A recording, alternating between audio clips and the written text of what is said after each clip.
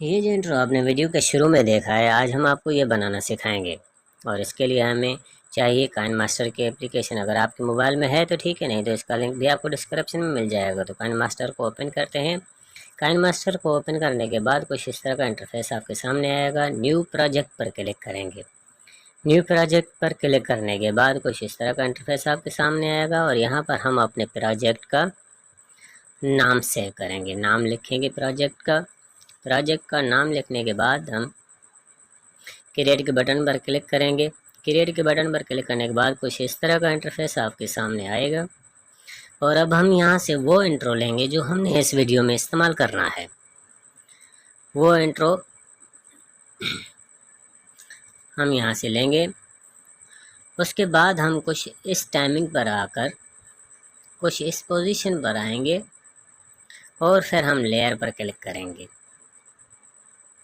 Layer पर click करने के बाद हम फिर मीडिया पर क्लिक करेंगे।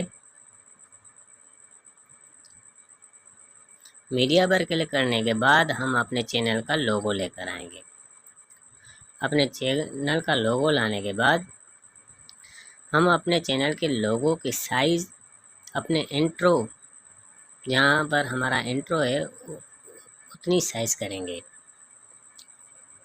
हम अपने चैनल के लोगो को थोड़ा सा बड़ा करके उस इंट्रो जितना करेंगे ताकि हमारा लोगो और इंट्रो एक साइज़ जितना दिखे और उसे सही तरीके से सेटिंग में लाकर सीधा करेंगे।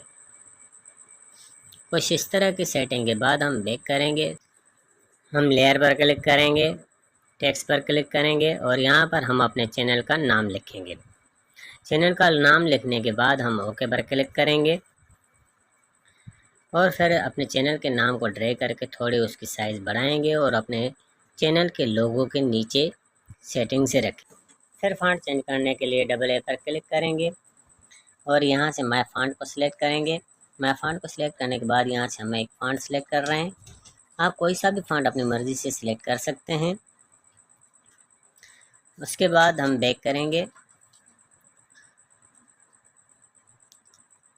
और अपने चैनल के नाम की टाइमिंग बार पर क्लिक करेंगे और अब हम इसे कलर चेंज करेंगे। कलर आप कोई सा भी अपनी मर्ज़ी से रख सकते हैं।